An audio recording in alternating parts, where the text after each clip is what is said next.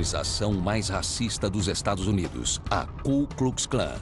Da guerra civil aos direitos civis, a Klan escreveu muitos capítulos violentos. Era uma grande máquina de dinheiro racista que tinha muitos e muitos membros no país todo. Ao final da Segunda Guerra Mundial, houve um momento que poucos conhecem, em que a organização tinha planos de expansão. Você começa a ver atividades da Klan em muitos outros estados, seguindo a liderança do Grupo Central de Atlanta. Mas a Ku Klux Klan foi detida com a ajuda de um herói, o Super-Homem. Esta é a história nunca antes contada de como a Klan encontrou alguém à altura, o Homem de Aço. E de como um jovem idealista infiltrado usou o programa de rádio do Super-Homem para expor a organização e permitir que o país visse seus membros como os terroristas que eram. Para alguns, era uma missão suicida. Sem dúvida, ele era louco. Mas necessária para restabelecer a justiça. Um espião na Ku Klux Klan. Quando a Guerra Civil acabou, também chegou ao fim a instituição da escravidão no sul dos Estados Unidos. Mas a ordem social não é mudada tão facilmente. O racismo estava profundamente enraizado e encontrou sua expressão no grupo que surgiu para se opor à reconstrução. A Ku Klux Klan foi fundada por veteranos confederados em 1866. Ela começou como uma espécie de fraternidade de universitários, onde eles faziam coisas bizarras. Eles se vestiam com mantos longos e cheios de detalhes. Tinham que usar um capuz pontudo que os deixava uns 60 centímetros mais altos do que eram. Mas as fantasias tiveram outra consequência. Ver uma figura daquelas andando pelo interior dava medo nas pessoas. E a Klan aproveitou a oportunidade. Os membros perceberam que podiam usar esse medo.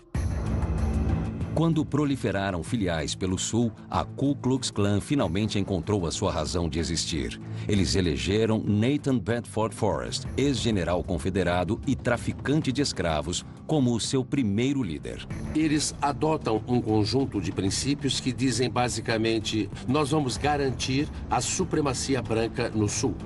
E a violência se torna parte desse conjunto. E a verdadeira Ku Klux Klan emerge como uma organização terrorista cujo objetivo é basicamente oprimir os negros. O medo da violência manteve os afro-americanos fora do processo político e, por fim, levou à aprovação das chamadas Leis Jim Crow. A segregação racial virou lei e, ao mesmo tempo, a Klan codificou seus próprios rituais e hábitos. Na década de 20, o número de membros da organização aumentou, em parte devido ao filme O Nascimento de uma Nação, de Griffith, que teve enorme sucesso e romantizava a Klan, retratando-a como redentora da causa perdida dos confederados. Caricaturas raciais grotescas e batalhas para salvar donzelas em apuros, tudo embalado na novidade do cinema, estimularam o crescimento explosivo da organização. Na mesma época, em Jacksonville, na Flórida, um garoto chamado Stetson Kennedy levava uma vida privilegiada como primogênito de uma família abastada. O seu pai, George Wallace Kennedy, possuía uma loja de móveis. Sua mãe, Willie Stetson, era voluntária nas Filhas da Confederação. Eles moravam num bairro nobre e mantinham amizade com generais confederados e fazendeiros ricos. Stetson Kennedy cresceu num local e numa época onde a pobreza era generalizada. O racismo era uma triste realidade. Naquele tempo, havia as leis Jim Crow. Havia a forma como os negros tinham que viver. E a atitude das pessoas em volta do garoto, inclusive de sua própria família, o desagradavam muito. Desde garoto, Kennedy percebeu o papel que a Ku Klux Klan exercia na preservação do racismo. Os pais dele o levaram a um desfile da Ku Klux Klan. Ele conta a história de uma empregada negra que era quase uma mãe para ele, que foi espancada pela Klan. E eu creio que, ainda criança, ele declarou guerra sozinho contra a organização. E isso se tornou um momento decisivo na vida dele. Mas a Klan projetava uma imagem totalmente diferente para o público. A outra faceta era que eles eram uma ordem fraternal, uma ordem beneficente, que doava dinheiro para a caridade, para os órfãos, como várias outras ordens fraternas que existiam naquele momento. A certa altura, durante os anos 20, a Ku Klux Klan chegou a ter mais de 5 milhões de membros. Anos depois, Stetson Kennedy falou sobre a sua batalha contra a organização. It was in 25 that they paraded 20 abreast down Pennsylvania Avenue in Washington from dawn to dark. They cheated in true Klan fashion. They would get to the end of the line of march and take off their robes and drive back to the beginning and put their robes back on. So in that way they were able to march all day long.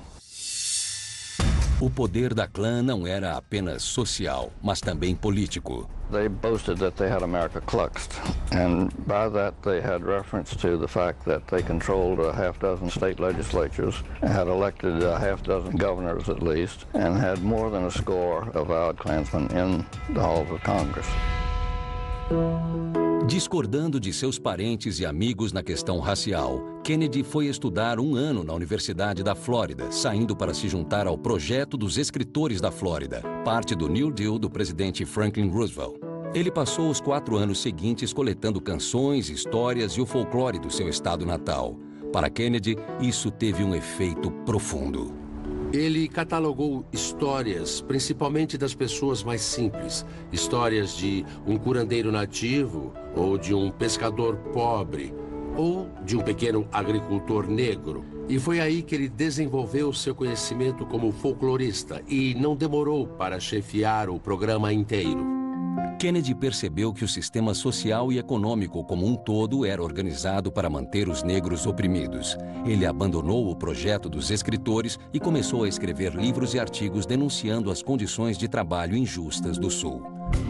Kennedy também escreveu incansavelmente para derrubar os mitos que ajudavam a perpetuar a Klan. The Ku Klux Klan is not a fraternal group as it claims to be, pure and simple, but is dedicated to going about in disguise at night and by terror and violence, seeking to deprive American citizens of their constitutional rights.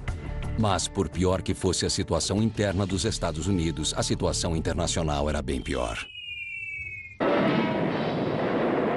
December 7th, 1941, a date which will live in infamy.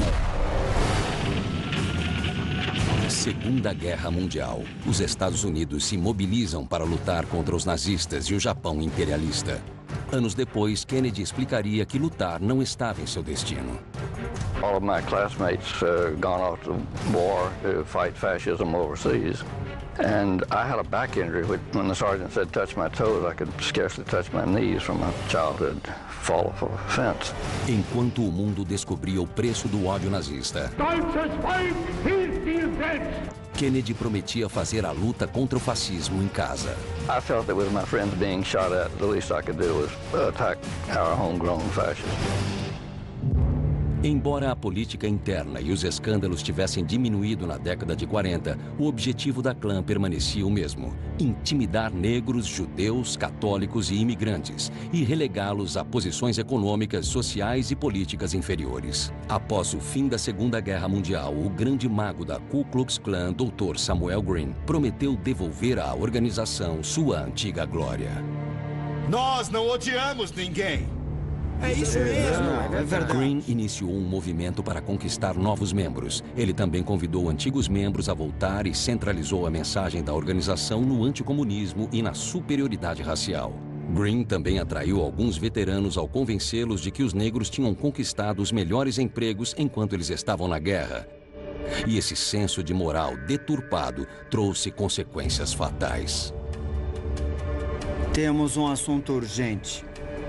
Gangues da Klan eram enviadas rotineiramente para aterrorizar pessoas, punindo-as por qualquer prática desaprovada pela organização. Nós precisamos dar algumas surras. É verdade. É isso mesmo. E se isso não der certo, vamos pendurá-los na árvore mais alta.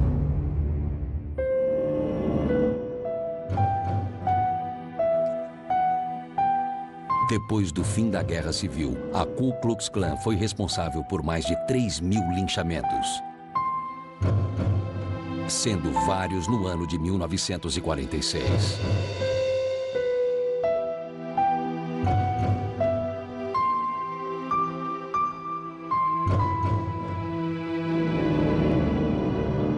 Para Kennedy, a violência da Klan era a continuação de práticas que surgiram durante a escravidão.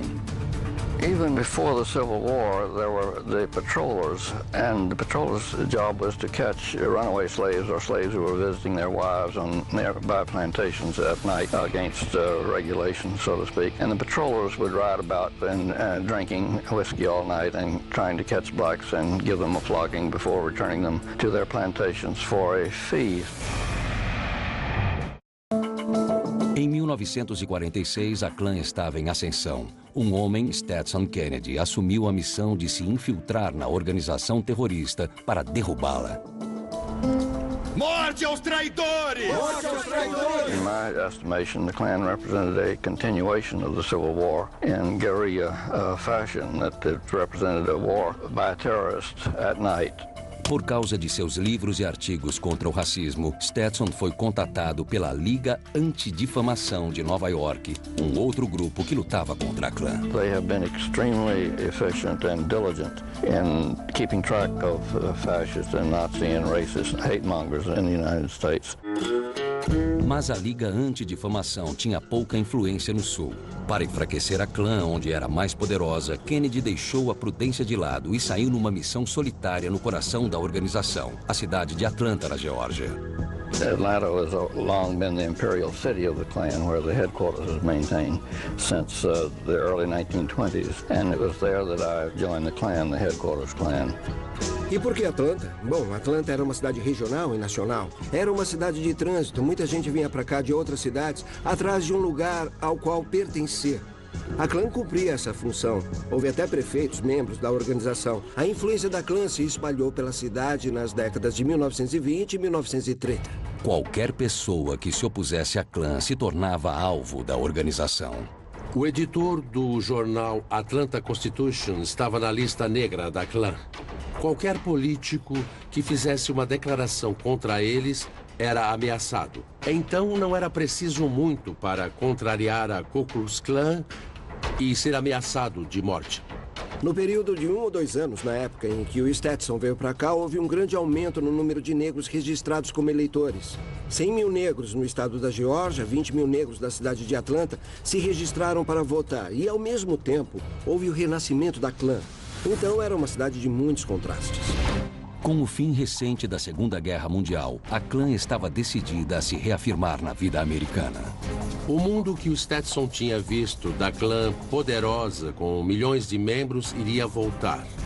A organização iria se reerguer como tinha feito nos anos 20. E a filosofia dela estava começando a se espalhar. Na verdade, esse era o plano da Ku Klux Klan em 1946. A renovação promovida pelo Grande Mago atraiu a atenção da imprensa nacional. Você começa a ver atividades da Klan em outros estados e você começa a ver pessoas seguindo as ordens do grupo central de Atlanta. Passando-se por um jornalista de uma publicação pró-Klan, Kennedy assumiu o nome de um tio que havia sido membro da organização na Flórida. Olá, eu sou John Perkins. Great many Southern families probably have Klansmen in their closet. Com sua nova identidade, Kennedy tenta conseguir um convite para se juntar à Klan. By frequenting the proper juke joints in Atlanta, I was soon enough approached by a recruiter. Bela Takaki, sabe do que esse país precisa? De bons brancos. A identidade falsa se mostrou atraente. As John S. Perkins, as a circulation manager and correspondent for a hate sheet, and I told the Klan I could help them get good PR. Ávidos para disseminar sua mensagem de ódio e aumentar suas fileiras, a Klan aceitou John S. Perkins como membro. Basta você me falar que eu cuido de tudo. He had essentially 3 questions to ask. Do you hate Negroes? Do you hate Jews? And do you have $10? Eu vou voltar, viu? No início de 1946, no topo da Stone Mountain, na Geórgia, Kennedy jurou fidelidade à Klan. A Klan queimava cruzes gigantes para que todos vissem. Uma forma muito eficiente de terrorismo. Uma tradição escocesa que data de séculos. A queima da cruz servia para incitar os clãs da Escócia para a guerra.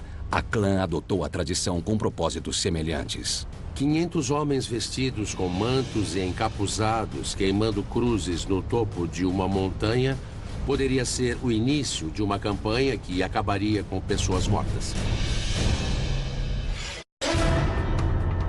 Em 1946, as táticas empregadas pela Ku Klux Klan alcançaram o seu objetivo. Ei, este laço é pra você! Sai da cidade! Sai da cidade! Seu lugar não é aqui! As vítimas da violência e da intimidação eram forçadas a aceitar a visão distorcida da Klan para o país. Enquanto as fileiras da organização eram formadas em grande parte por homens frustrados da classe trabalhadora, a liderança ficava bem protegida dentro dos governos estaduais e municipais. A figura dominante no estado durante as décadas de 30 e 40 foi Eugene Talmadge. Talmadge foi eleito 4 vezes governador da Geórgia nos anos 30 e 40. Era uma época de muita ansiedade, principalmente devido ao medo da Segunda Guerra Mundial, que acabou trazendo à tona a velha ideia do racismo extremo. Eugene Talmadge era um ex-membro da Ku Klux Klan. Um governador racista, com uma administração completamente racista, dependia totalmente da Klan para ter votos. E a polícia municipal, segundo as estimativas de pessoas da própria Klan, pelo menos 1/3 dos policiais de Atlanta eram membros da organização. As gangues da Klan que impunham a ideologia racista da organização com violência, muitas vezes eram formadas por policiais. Eles tinham um grupo chamado Pelotão da Destruição e uma unidade da Klan avisava a outra que queria que essa ou aquela pessoa fosse intimidada. Se eles eram protegidos, sem dúvida. Havia muitos membros da organização na polícia de Atlanta e ser membro da Klan os ajudava a entrar na polícia e receberem promoção. Tinha um policial chamado John Itchfinger Nash, que matou 13 negros em serviço. E ele recebeu uma medalha especial do Grande Dragão da Klan. Essa foi a realidade que Stetson Kennedy encarou. Apesar do perigo, Kennedy tentou ganhar a confiança dos outros membros. O Stetson colocou a vida dele em risco. Ele estava completamente sozinho. It was a one-man warfare. Bom te ver, Joe. O prazer é meu. Kennedy entrou na Klan no momento mais importante da organização em 20 anos. Dentro da organização, ele precisava encontrar provas dos crimes antes que fosse tarde demais. Houve a grande cerimônia da Klan com quase 1000 pessoas em Stone Mountain e uma enorme cruz em chamas. Esse foi o momento crítico, o momento em que a organização ou ia desaparecer na história e se tornar obsoleta, ou ia ressurgir como nos anos 20 e voltar a fazer parte da vida do país. Em 1946, a Ku Klux Klan estava num momento crucial de renascimento. Stetson Kennedy era um escritor que assumiu a tarefa de se infiltrar na organização e destruí-la. Após um tempo, ele se tornou especialista nas operações e rituais da Klan. É o dever de todo homem branco sulista manter os judeus e os imigrantes em seus devidos lugares. Isso mesmo. Kennedy treinou o sinal de reconhecimento dos membros da Klan, uma saudação semelhante à dos nazistas com o braço esquerdo. Ele também usava uma das muitas saudações secretas. Estou procurando americanos canhotos. Ah, tá. Eu lembro de você da outra noite. Kennedy estudou a psicologia e a atração que mantinham o membro comum dentro da organização. A Klan precisava de homens que se consideravam, antes de mais nada, membros da organização. A vida fora dela era algo secundário. Para conseguir isso, você precisa criar uma visão do mundo bastante complexa. Muitos dos rituais da clã pareciam absurdos para Kennedy. O aperto de mão entre os membros era um meneio com a mão esquerda. A linguagem secreta consistia em substituir as duas primeiras letras das palavras por K e L. A palavra conversa, por exemplo, vira clonversa. Já uma convocação vira clonvocação. Conhecer a linguagem, conhecer os sinais de mão, são coisas que tornavam você especial. Você tinha um tipo de poder. Mais poder do que quem não era do grupo. Os membros da clã muitas vezes usavam acrônimos para falar em código. Posso te ajudar? O Sr. Ayaki mora aqui? Não, mas o Sr. Akai mora. A identidade da clã era profundamente ligada aos seus rituais. A Ku Klux Klan tinha suas próprias regras, e isso é uma forma de tornar um grupo de pessoas exclusivo. Exclusividade usada para justificar e perpetuar o ódio. A clã era como uma fraternidade que tinha uma mente doentia. Palavras em código também eram usadas para facilitar atos criminosos. E como quer resolver isso? Mande os homens até Eastwood hoje à noite. Sandbog. Funções bem definidas davam um propósito para cada membro da organização. Todo mundo tinha um título e todo mundo tinha uma função. Hoje parece ridículo, tipo Mago Imperial ou Grande Dragão, mas na época dava muito poder para as pessoas do grupo. Você não é um Zé Ninguém. Você é outra pessoa, uma pessoa poderosa, que tem subordinados, que pode mandar fazer coisas, qualquer coisa. Tudo dentro da Ku Klux Klan era criado com um objetivo. O sigilo total sugere uma missão secreta. Os mantos e os capuzes sugerem intenções perigosas. Mas para Kennedy, o fascínio da Ku Klux Klan já mostrava sinais de envelhecimento. O fato desses rituais da clã parecerem tão ridículos é que eles foram inventados para uma outra época. Na década de 20, as pessoas achavam legal pertencer a uma organização cujas palavras secretas começavam com K. Embora Kennedy considerasse esses rituais ridículos, ele sabia que as intenções da clã eram muito perigosas. Quantas metralhadoras? Muitas. Estão na administração dos ativos de guerra. Eu sou o vigia noturno. Kennedy ouviu sobre um plano para roubar armas do governo. Se a gente bater um pouco em você, eles não vão desconfiar. Aí podemos pegar as armas para o nosso arsenal. Era uma conspiração da clã para iniciar uma guerra racial. Pela clã. Pela clã. Kennedy levou essa informação às autoridades, mas ninguém lhe deu ouvidos. I made many overtures to the FBI, for example, with evidence in hand, and had very little receptivity on their part. They were far more interested in black activists. Determinado, Kennedy se envolveu ainda mais na organização. Ele começou a trabalhar com um antigo membro que tinha se virado contra a clã. Os detalhes sobre essa pessoa não são conhecidos por nós, mas sabemos que ele usava o nome John Brown. Mas o informante de Kennedy não revelou o seu nome a ninguém, com medo de represálias. Eu creio que muitas histórias que o Stetson relata ou foram vividas por ele próprio ou por John Brown, porque eles trabalhavam juntos. Com a ajuda de seu informante, Kennedy passava informações para funcionários de confiança dentro do governo estadual da Geórgia. Entre eles estava o promotor assistente Dan Duke. Dan Duke estava decidido a derrubar a Ku Klux Klan. Mas o jogo estava a favor da clã. Houve alguns julgamentos no começo dos anos 40, onde o Dan Duke foi o promotor e alguns membros da clã ficaram presos durante algum tempo. Mas eles foram perdoados pelo governador. Em um desses julgamentos, Duke interrogou o governador da Geórgia, Eugene Talmadge. Dan Duke se aproximou e colocou na mesa do Talmadge 2 chicotes com as iniciais KKK, gravadas no cabo. E o Talmadge disse: "Você não precisa me falar desses chicotes. Eu conheço muito bem, eu usava em negros." E essa era a realidade do estado da Geórgia naquela época. As poucas condenações criminais não assustaram os 10 mil membros da clã da Geórgia. Kennedy foi derrotado pela influência da organização no sistema judiciário. Com a administração da Geórgia passando de mão em mão entre governadores pró-clã e com uma boa porcentagem da polícia de Atlanta fazendo parte da organização, ninguém gostaria de ser conhecido por estar do outro lado no confronto com a Ku Klux Klan em 1946. Kennedy tinha perdido uma batalha, mas não a guerra. Foi um momento crítico, mas isso estimulou Stetson mais ainda. Ele sabia que era o renascimento que ele precisava deter e era isso que ele estava bradando para os Estados Unidos, onde ele pudesse ser ouvido.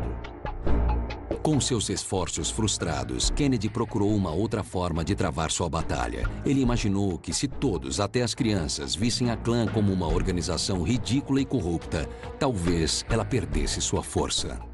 Ele entendeu que o homem comum se sentia poderoso estando na Ku Klux Klan. Sr. Maxwell, como vai? Kennedy entrou em contato com os produtores do programa de rádio do Super-Homem. Sua proposta: fornecer informações para que o Homem de Aço pudesse combater um novo inimigo. Em seu programa de rádio e no desenho animado, o Super-Homem combateu os inimigos dos Estados Unidos na Segunda Guerra como parte de uma bem-sucedida estratégia de relações públicas que atingiu milhões de pessoas. Com o fim da guerra, o Super-Homem estava pronto para enfrentar um novo vilão.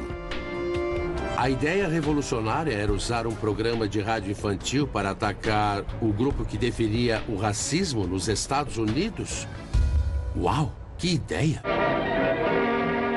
Embora o Super-Homem estivesse prestes a lutar contra a Ku Klux Klan no rádio, será que o Homem de Aço poderia ajudar Kennedy em sua missão no mundo real? Stetson Kennedy havia se infiltrado na Ku Klux Klan em meio ao seu renascimento pós-Segunda Guerra no esforço para derrubá-la, mas foi frustrado pela indiferença das autoridades. Então, ele abraçou uma nova ideia: combater a Ku Klux Klan com a ajuda do Super-Homem. Superman! Possessing remarkable physical strength, Superman fights a never-ending battle for truth and justice. Desde seu aparecimento 8 anos antes, o Super-Homem havia penetrado a consciência do público com efeitos profundos. Nas suas primeiras encarnações, o Super-Homem estava nas ruas para salvar o homem comum, enfrentando os políticos poderosos, os empresários ricos que se preocupavam mais com o lucro do que com as pessoas. Durante a Segunda Guerra Mundial, o Departamento de Guerra considerava o envio de gibis do Super-Homem para as tropas no estrangeiro uma prioridade para elevar o moral. O Super-Homem até ajudou no esforço de guerra americano. Nos primeiros desenhos animados, o Homem de Aço capturou 3 sabotadores japoneses e frustrou um plano nazista de destruir frotas aliadas, causando a ira do próprio Hitler. O programa de rádio do Super-Homem, transmitido 3 vezes por semana, era o programa de maior sucesso em 1946. Quando saímos da Segunda Guerra, os criadores do Super-Homem precisavam de uma ideia nova. Antes disso, ele vivia combatendo cientistas do mal e grandes mentes criminosas. Mas em 1946, os produtores do programa de rádio do Super-Homem decidiram que precisavam de um inimigo novo. E veja, 6 milhões de pessoas tinham morrido no Holocausto. Os Estados Unidos estavam numa encruzilhada. E se o Super-Homem defendesse a tolerância, a igualdade e a justiça para todos? Quem seria o inimigo, então? A Ku Klux Klan. Kennedy contatou os produtores do programa de rádio do Super-Homem através da Liga Antidifamação. Ele via claramente as possibilidades da situação. Acreditava que a Klan era poderosa por ser secreta. Se o público soubesse a verdade sobre a organização, ela perderia seu poder de intimidação. Trabalhando com os roteiristas do programa em Nova York, Kennedy passou informações sobre os rituais, os planos e funções exercidas pelos membros da organização. Em 18 de junho de 1946, foi ao ar o primeiro dos 16 episódios de The Clan of the Fiery Cross, ou O Clã da Cruz de Fogo. Mais de 4 milhões de crianças estavam sintonizadas.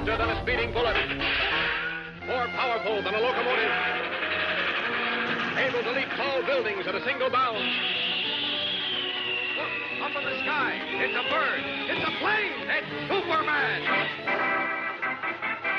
A história do super-homem ia contra tudo que a Ku Klux Klan defendia. Era a história de um garoto sino-americano que vencia o filho de um membro do clã e ganhava uma posição melhor no time de beisebol. What I can't understand, Mr. Kent, is why the Fiery Cross clan should burn a cross in front of Tommy Lee's house. O clã se envolve e, por fim, ataca a família do garoto. But they're nice people. Because the clan of the Fiery Cross is made up of intolerant bigots, Jim. They don't judge a man in the decent American way by his own qualities. They judge him by what church he goes to and by the color of his skin. Jeepers, you mean... Yes, this bigoted mob is against Tommy Lee and his family because they're Chinese. Now, come on, we've got to move fast. Where are we going? To see the Lees. We've got to get them to help us get rid of that clan. Então, os produtores do programa de rádio fizeram questão de mostrar que os Estados Unidos estavam numa encruzilhada. Most Americans realize the danger of allowing intolerance to breed. Now, we saw what happened to Germany and Italy and other European countries when a gang of murdering bigots like the Fiery Cross mob got in power. O heroísmo do super-homem deteve os vilões. Like a great flashing eagle, the Man of Steel pounces upon the terrified Klansmen as they seek wildly to escape through the woods. Swiftly, he rounds them up, herds them into their truck, and ropes them securely together. Don't, Matt, look! Superman! Right. Give me that gun, I said. No, I won't. Struggling won't help you, Matt. You let me go. Let me go. I'm going to kill You're you. all through killing, my friend, and you're all through with all your other dirty work. Come on now. All set for the city jail? Here we go. Up and away! Os roteiristas almejavam atingir a liderança da clã, retratando os líderes como embusteiros que não acreditavam nos dogmas que pregavam e usavam o ódio para tirar vantagem dos membros e ganhar dinheiro. 10,000 new members. Maybe not, Wilson. Maybe nothing. Your fool stunt cost us 10,000 new members who would have paid us $100 apiece for initiation fees and another $25 for robes and hoods. That means over $1 million would have split. So what? What's money got to do with the spot we're in now? What's money got to do with it? Yes, after all, we're not in this only for money. No? What have you been doing with the 25% cut you get on all new members to the Metropolis chapter and the 10% cut on their robes? Giving it to charity? Certainly not. I like money, sure. Esse programa de rádio do Super-Homem foi uma das primeiras tentativas de pegar um programa popular e ligá-lo a uma missão social. Is it possible that you really believe all that stuff about getting rid of the foreigners? That one race, one religion, one color hokum? Hokum! E eles fariam isso com a energia, o apelo pop, o dinamismo e a ação que fariam a garotada voltar para ouvir a próxima aventura. Great Scott! Jim, Tommy, look out! You'll be killed! Galvanized into instant action by a danger to Jim Olsen and Tommy Lee, visible only to his X-ray vision, Clark Kent leaps 6 feet through the air and like a thunderbolt crashes through the window without even taking time to strip off his disguise. What is happening? We'll know in a moment. No clímax da série, os roteiristas dramatizaram suas intenções ao fazer o líder supremo do clã admitir que sua organização era uma fraude. You become drunk on the slop we put up for the suckers. Suckers? Who are you calling? Our members, Riggs. The poor fish who want to hate and blame somebody else for their failures in life. The little nobodies who want to believe some other race is inferior so they can feel superior. Uma mulher que era a consultora educacional do programa de rádio falou sobre a reação a ele. Ela disse: nós tentamos não ofender essas pessoas. Nós não colocamos um personagem negro, colocamos um garoto chinês. Nós não quisemos colocar um negro porque não queríamos mostrar o estereótipo de que a Ku Klux Klan só ataca negros. Mas ela disse, nós devíamos ter feito isso porque mesmo assim ofendemos as pessoas lá em Atlanta. O programa enfureceu a clã. O grande mago Samuel Green tentou identificar o traidor que havia revelado o funcionamento interno da organização para o programa de rádio. Este maldito traidor está aqui neste recinto. Não. Respirando o mesmo ar que todos vocês. Ao expor a clã, Kennedy estava correndo um perigo ainda maior. I was asked questions like, just how bloodthirsty are you? And I felt obliged to respond bloodthirsty as hell. And things like that, which went against the grain with me. I didn't like these people. put it mildly. Yet I was trying to wear the right expressions and give the right answers. Stetson Kennedy expôs os rituais e motivos da Ku Klux Klan em seu trabalho com o programa de rádio do Super-Homem. Retratada como corrupta e anti-americana, a Klan decidiu descobrir o traidor. Tem um Judas sentado aqui entre nós esta noite. A série causou inicialmente a ira e a confusão entre as pessoas que eram líderes da Klan. Porque, afinal, durante décadas, estes indivíduos tinham se acostumado a serem respeitados por diversos motivos. Eram vice-presidentes de bancos, chefes de polícia, prefeitos. E mesmo os que não eram grandes líderes eram membros respeitados da comunidade. Furiosos pelo retrato da organização como corrupta e com rituais ridículos, os líderes da Klan organizaram comícios e exigiram que o público boicotasse o cereal Pep da Kellogg's, que patrocinava o programa do Super-Homem. Nós sabemos que houve uma reação negativa da Klan em Atlanta, mas eles estavam tão impotentes que não conseguiram nem fazer um boicote à Kellogg's. E a Kellogg's disse: nós defendemos a tolerância, ela está surgindo em todo o país. Consta que crianças em todo o país estavam imitando os apertos de mãos, as palavras secretas e tal, até filhos de membros da Klan. Os próprios filhos deles estavam fazendo o que tinham ouvido no programa, deixando os pais loucos. Ela é da Ku Klux Klan e eu sou o Super-Homem. Conforme a série era veiculada, a reação do público era clara. O Super-Homem era um estímulo para uma grande mudança nos Estados Unidos. A série foi um divisor de águas na história americana porque, pela primeira vez, ser um membro da Klan não era visto só como algo negativo, mas também era visto como antipatriótico. Houve elogios da imprensa em geral. Eles ganharam vários prêmios. Os produtores foram homenageados por sua coragem e a reação do público foi totalmente a favor do programa. Reduzida ao papel de vilã num programa infantil, a Klan perdeu sua legitimidade como um bastião do patriotismo e não era mais vista pelo público como uma organização séria. Eu cheguei em casa e minha filha estava com uma fronha na cabeça e o irmão dela estava vestido de Super-Homem. Ficamos com cara de idiotas. O Stetson percebeu que se conseguisse expor esse mundo mágico, estranho, essa coisa de ficção científica e, sabe, tirar o medo das pessoas de fora, elas iriam dizer: nossa, aquele é o fulano de tal de capuz. A mágica iria embora porque tinha sido revelada. A Klan tinha perdido sua mística. Os rituais criaram laços entre as pessoas que entraram, mas eles também foram as sementes da destruição, porque eles pareciam idiotas, falavam como idiotas, e depois de um tempo, eles foram expostos como idiotas. Mas eles não desistiriam sem lutar. Deixa o motor ligado. Embora o nome de Kennedy fosse conhecido pela Klan através dos artigos de jornal, eles ainda não sabiam como era seu rosto. Pode pegar o meu manto. Vamos dar uma volta.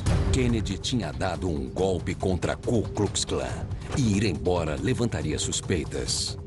A organização estava disposta a usar qualquer meio para encontrar o traidor. Recrutas novos foram interrogados. Perkins, você não veio aqui antes, não é mesmo? O que você sabe sobre esse espião?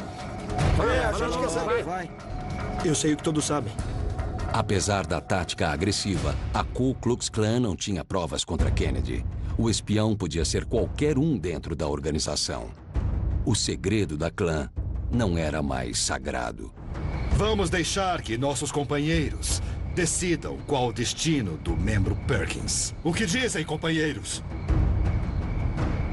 Traidor. Traidor. Traidor. Ele é bom. É um bom homem. Ele é um de nós. Exato, exato. Muito bem. Kennedy e o Super-Homem tinham vencido. Levem-no daqui e tragam o próximo. Envergonhados pelo retrato pintado pelo programa do Super-Homem, os membros da clã debandaram. Nós não temos estatísticas, mas sabemos que o número de membros começou a declinar e também temos o problema da correlação versus causalidade.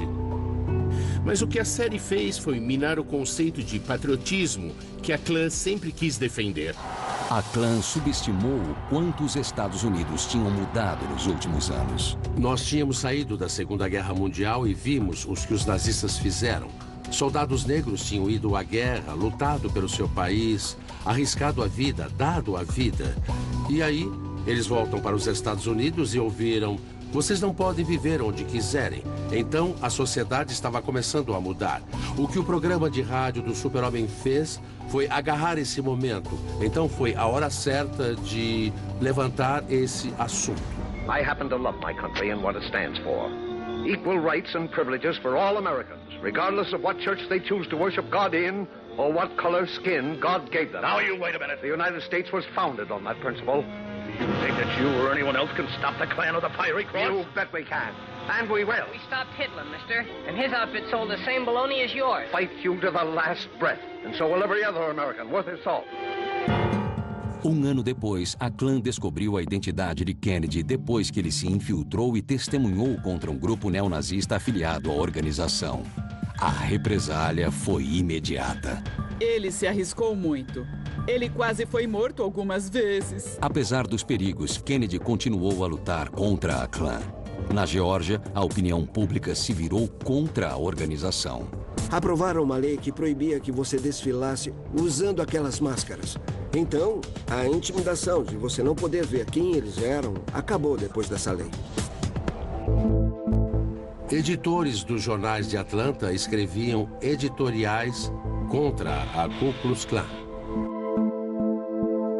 Então, a clã estava cercada e, como eles estavam fora de compasso com o resto dos americanos e tendo esse legado de roupas ridículas e conversas enroladas, era muito fácil ridicularizá-los. Então, a lição para o futuro é que Stetson Kennedy e os produtores do programa do Super-Homem foram agentes da mudança da história dos Estados Unidos. E eu acho que os produtores queriam que aquelas crianças fossem dizer aos pais para onde os pais deveriam ir, porque o Super-Homem mandou. Tanto Kennedy quanto os produtores do programa de rádio perceberam a força do Super-Homem. A força do Super-Homem é que ele nos dá aquela sensação de que dentro de nós também há um super-herói. E que nós podemos ter coragem e fazer coisas que nem o Super-Homem consegue. Embora estivesse à frente de seu tempo, Kennedy estava do lado certo da história. Stetson Kennedy foi um herói americano. Stetson Kennedy nos mostrou o que era o racismo nos Estados Unidos antes que o movimento pelos direitos civis ganhasse força. Kennedy viveu mais 55 anos lutando contra o racismo e a injustiça. Até o fim da vida, ele recebeu cartas, de tempos em tempos, até quando já estava com 90 e poucos anos, de membros da clã fazendo ameaças.